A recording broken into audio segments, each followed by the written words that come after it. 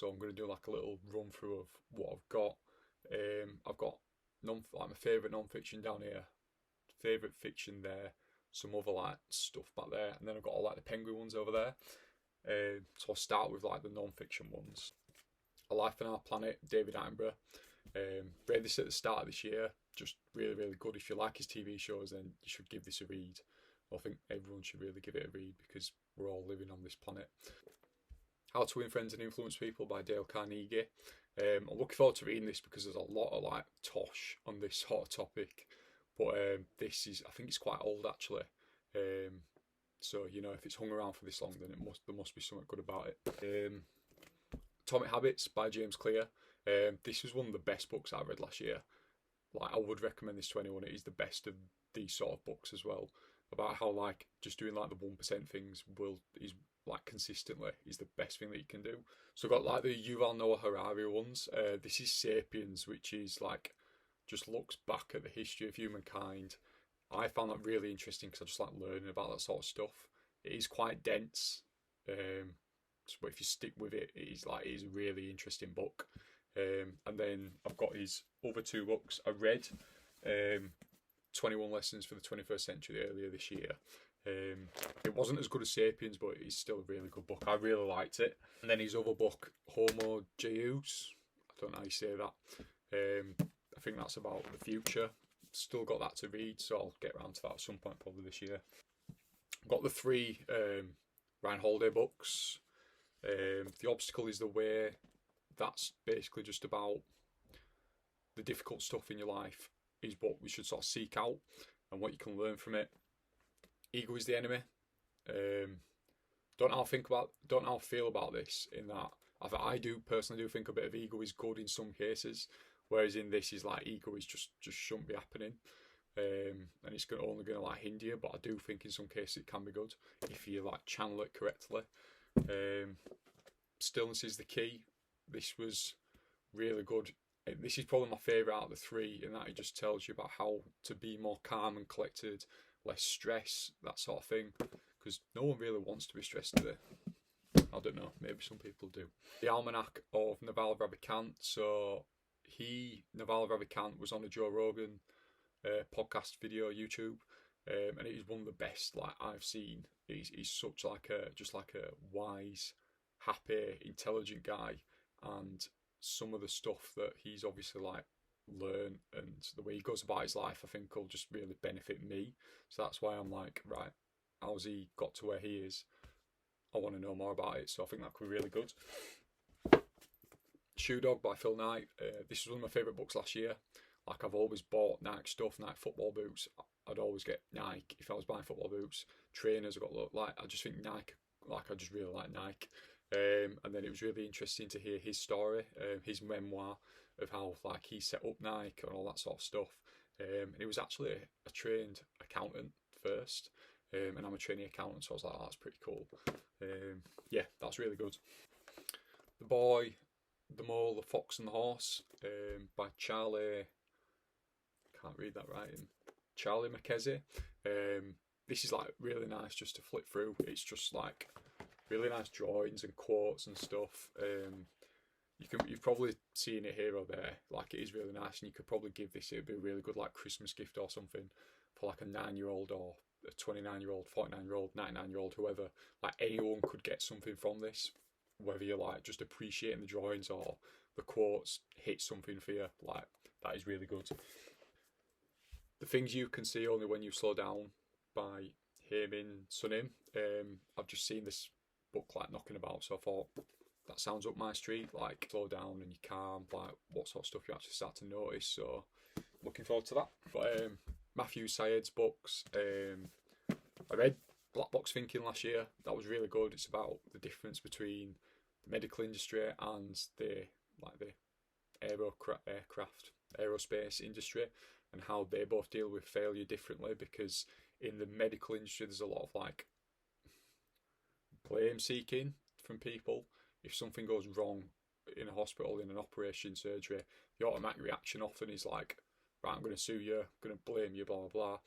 Whereas in the aircraft industry, if there's a crash or whatever, the first thing is the pilots are like, encouraged to be honest. Why did this happen? The Greatest, I read that earlier this year, just really didn't do it for me. Yeah, not that good. I wouldn't recommend it, but there's a few bits here and there that were alright. Rebel Ideas, not read that yet, but I'll read it at some point. Got Elon Musk by Ashley Vance. I just think he's an interesting guy. Like what he's got going on at the moment with Tesla and SpaceX, and I didn't know this, but he was like one of the founders of PayPal. But yeah, just a really interesting book about an interesting guy. Narconomics. So I did like a couple of economics modules at uni and really like the TV show Narcos. But obviously at uni in your economics modules, they're not going to teach you about the economics of a drug cartel. But they are such big players, especially like in Mexico. There's a lot of money involved, and it's just interesting to know how economically that does affect everything. So yeah, definitely recommend that if you're into that sort of thing. 101 Essays That'll Change the Way You Think by Brianna Wiest. I've only seen bits and bobs of this, that's why I got it, but it did look really interesting. Looks like the sort of book you could just dip in and out of. These are like the fiction ones.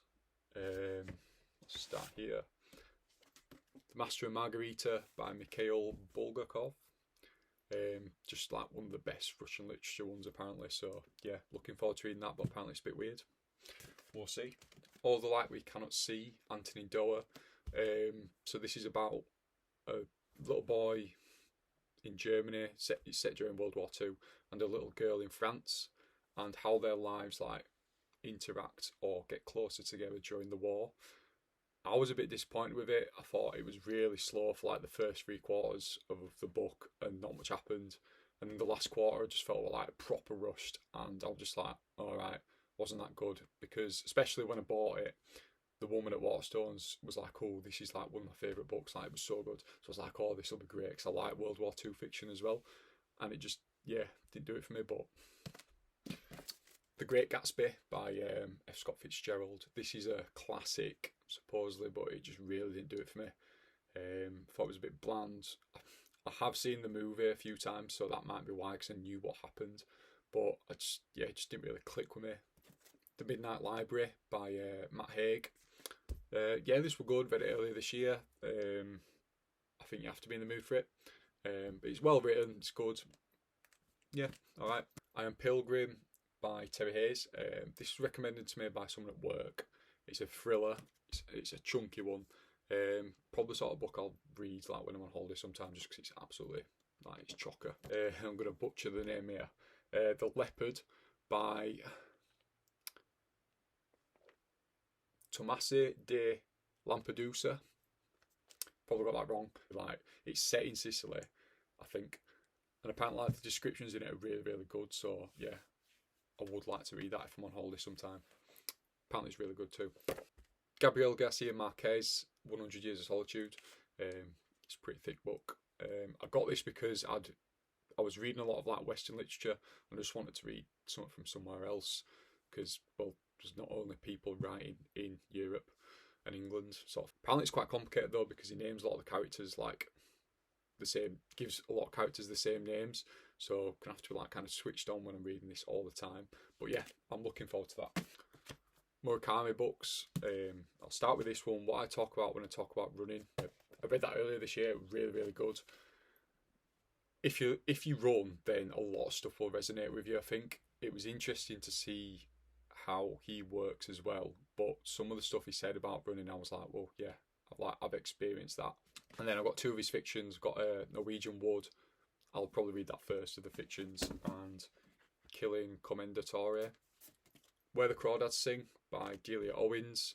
Read that earlier this year. It's probably the most I've seen a book. Like it's blown up. Like been everywhere. I think they're making a TV series of it now. It's about a girl called Kaya, who North Carolina, I think it's set. Yeah, she lives on a marsh, and not many people know much about her. And then there's a murder. It's alright. Yeah. A Gentleman in Moscow by Immortals. This I finished reading in January, and it's one of the best fictions that I've read. It's not too dense as well. It's quite light and easy to understand and like easy to follow. So if you like Russian like history and everything like that, and you like fiction, then this is probably a go-to. So I've got the Penguin Classics, Clothbounds, the Black Spine ones, and Modern Classics, and then some Penguin Great Ideas and like some shorter Penguin Classics. Pride and Prejudice, Jane Austen. I read that really early on this year. It's probably one of the first classics that I read. Really good. Quite hard. I found it quite hard to understand because it was the first classic that I read, but definitely with the classics, the more you read, the more you get comfortable with like the writing and you understand it more. Anne Bronte, The Tenant of Wildfell Hall.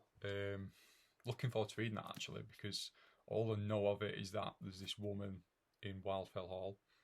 No one knows anything about her, so I'm like, it's pretty cool. And just like the Brontes, it's from Yorkshire. This whopper, Jane Eyre. I don't know when I'm going to read that because it's big, but it's not anywhere near the top of the books that I want to read. Villette by Charlotte Bronte. I don't know anything about this book. I just bought it because the cover's nice. Wuthering Heights by Emily Bronte. This is the only book that Emily Bronte did. It is really, really, really good. I read it this year. It's only just the second best fiction book that I read this year.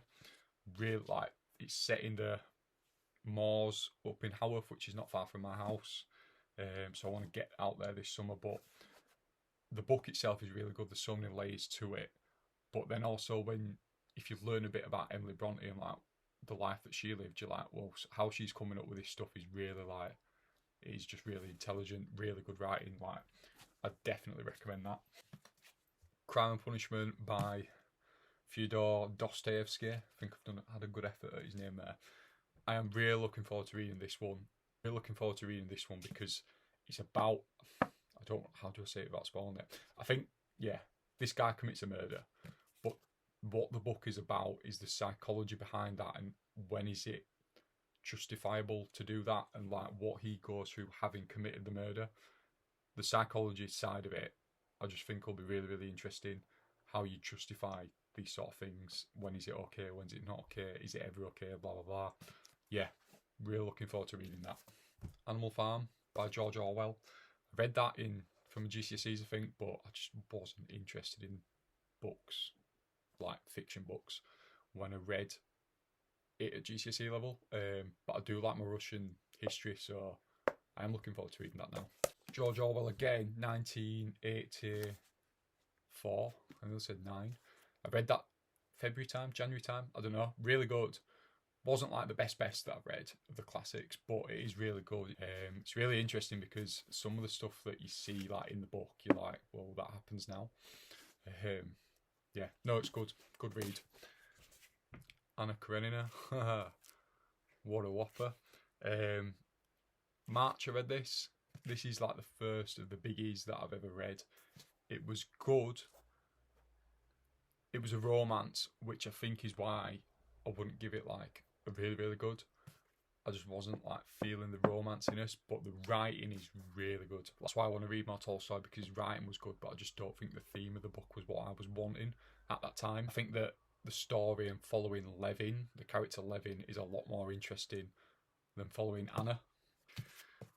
War and Peace, Leo Tolstoy. I will read it at some point, but how many pages is it? 1,300?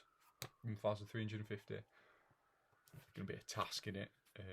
Apparently it's really, really good, so I will read it at some point. Picture of Dorian Gray, Oscar Wilde. This is the best fiction book I've read. I've not read many fiction books before this year, but it is the best fiction book I've ever read. I really liked it. It's short as well. If you're wanting to like get started with reading classics, then I'd recommend this one because it is short. It is like easily digestible.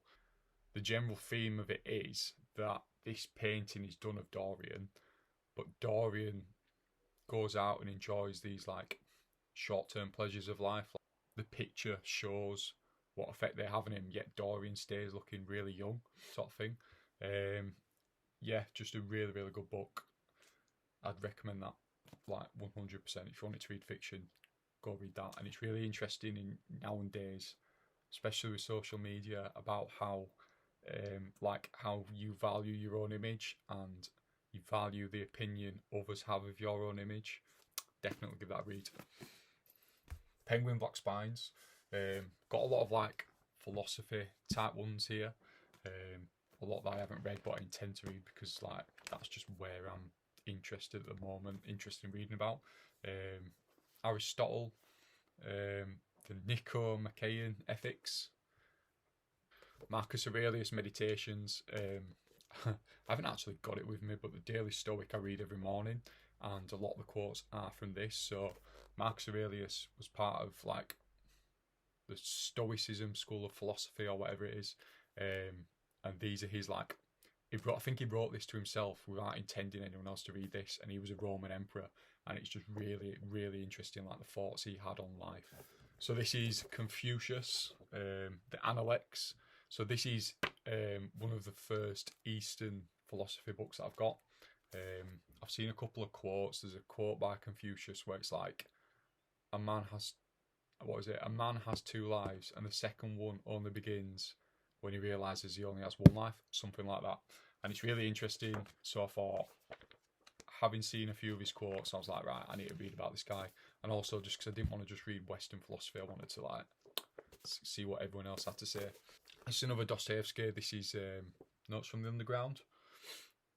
I've heard good things about this, so when I'm in the mood for a bit of fiction, I'll give that a read. But I'm currently reading this, but I've just stuck it on there just when I was sorting my books. This is the Iliad by Homer. I picked it up because I've seen that basically this is one of the first like proper fiction books, and it is like filtered through and fed the ideas of a lot of other literature. So I was like, right, I'll give this a read because it's almost like the starting point. I don't know. It's alright. It's just like a lot of violence, a lot of blood, a lot of fighting so far. It's about the Trojans versus the Greeks. Pretty interesting, yeah. And then we've got Homer, the Odyssey. This is just follows on from the Iliad as far as I'm aware. This is a big one. Michel Montagna, The Complete Essays. I'm currently reading it, but I'm like... So, Montagna, I think, basically invented the essay. And then these are his thoughts, like his essays, all of them. I'm currently reading it in that I'm just reading like an essay a night sort of thing, because some of them are really short. Some of them are like 3 pages. Some of them are like 20 pages. But some of the essay topics, like, you could just pluck them out. I think you can buy like essays themselves as books, like some of his better ones. I think there's a Penguin Great Ideas one like that, but these are just all his essays. So I thought, right, I want to read them, so I'll just get them all. Don't know how to say his name. Friedrich Nietzsche, Beyond Good and Evil. This is another that came up a lot when I was looking into wanting philosophy books. I don't really know much about him apart from that he wasn't a big fan of religion. Plato, The Republic. Really looking forward to this. This is probably one of the first that I'll read next in terms of like all the philosophy stuff. Some Billy Shakespeare. This is Hamlet, because I wanted to read a bit more Shakespeare. Bit more. I've never read any Shakespeare, and this is one of the ones that are most recommended. Another Shakespeare, The Merchant of Venice. Tolstoy, The Death of Ivan Ilyich. This is, like I said with Anna Karenina, I just really like Tolstoy's writing. I think he's like, it's just so intelligent, so this will be nice. I don't think it's a romance. I'm going to butcher the name again. Lao Tzu, Tao Te Ching. So this is like more Eastern philosophy. This is about Taoism. I saw a little book called The Tao of Pooh, about like the Tao of Winnie the Pooh. I was like, what? So I looked into it, and Taoism is another like strand of philosophy. And I think the general gist of it is it's about like being humble, don't think like you're anything important, but like how that can like make your life better. Penguin Modern Classics. Chinua Achebe. I read that really recently. Really, really good. The best way I'd describe it is like it was really refreshing, because I've read a lot of Western literature. This is set in Africa, written by an African guy, about the I think they're called the Igbo people. They're a tribe who are native to south Nigeria. And in this book, it looks at like a guy in the tribe, and when some missionaries come over and like basically enforce their religion on the people there. So yeah, that was really interesting. Franz Fanon, The Wretched of the Earth. Not read that. Got given it in a book swap thing. We'll read it though. It looks really interesting. John le Carré. I've got loads of John le Carré. I'm not going to get all them out, but this is Small Town in Germany. This is like one of his non-George Smiley novels. all the George Smiley, John le Carré novels, they were like what got me kick-started with reading fiction properly. The George Smiley novels are like realistic James Bond sort of thing, and le Carré himself did work in like the Secret Service, I think. So you read in some of it and you're like, hang on, where's he got the idea from this one? Has this actually happened? Marcel Proust, In Search of Lost Time. This is the first of, I think, 7. I think he's basically just writing about life. Yeah, really, I'm looking forward to read that because I've seen a lot of good things about it. Tennessee Williams, A Streetcar Named Desire. It's quite short. It's a play. I've heard good things about the movie. Is it a movie? I don't know, with Marlon Brando. A lot of people, I think, did this at A-level, but obviously I didn't do English at A-level, so I don't have a clue what it's about. Got some like smaller Penguin books, like there's 3 Penguin Great Ideas books and 2 others. I'm not actually sure. Penguin Modern, but it's like a small one. Audre Lorde, The Master's Tools will never dismantle the Master's House. Got 3 Penguin Great Ideas. We've got Virginia Woolf, A Room of One's Own. I read that really recently. That was really good because I've never read any like feminism sort of stuff.